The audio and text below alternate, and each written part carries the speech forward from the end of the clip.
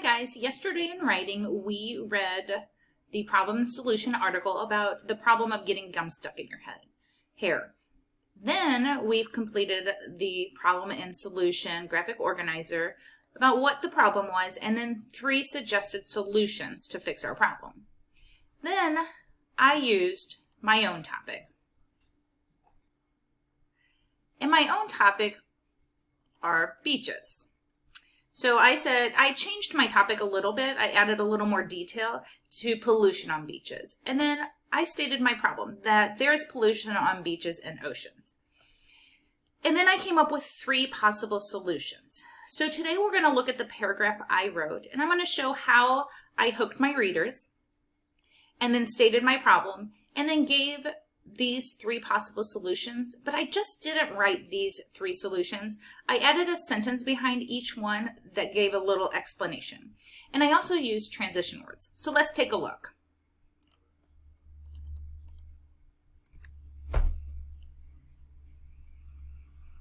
Here it says, here's my paragraph. I will read it to you and then we'll go over each part.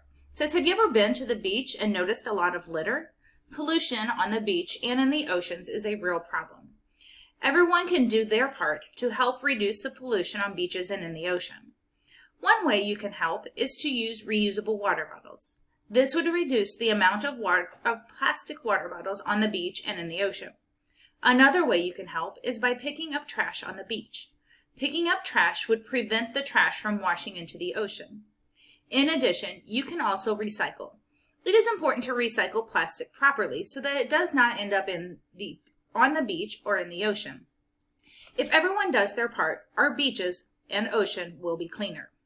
So let's start at the top. If you notice, I had kind of a hook, a question to make people interested. Have you ever been to the beach and noticed a lot of litter?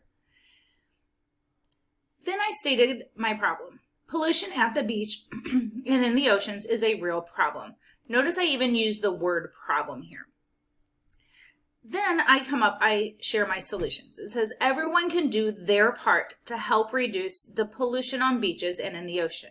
This sentence lets my readers know that I'm going to give some solutions afterwards. My first solution, it says one way you can help is to use reusable water bottles. Notice I said one way. That's a key word or a transition word or phrase that will let your readers know that what you're saying is one of the solutions. This would reduce the amount of plastic water bottles on the beach and in the ocean. So this second sentence goes with my first solution. It just gives a little bit more detail. Another way you can help is by picking up trash on the beach. That is my second solution. And the words another way is my transition to let my readers know that this is another possible solution. Picking up trash would prevent the trash from washing into the ocean. So I explain a little bit of my second solution, like how that would help. In addition, you can also recycle. Notice that my in addition is another transition word to let readers know this is another possible solution. My next sentence explains what I mean by how you can recycle.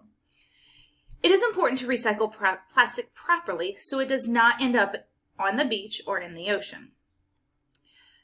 If everyone does their part, our beaches and oceans will be cleaner. Let's add an S here. Notice I added a conclusion sentence to let my reader know that I have finished my paragraph. And it kind of summarizes how they can help.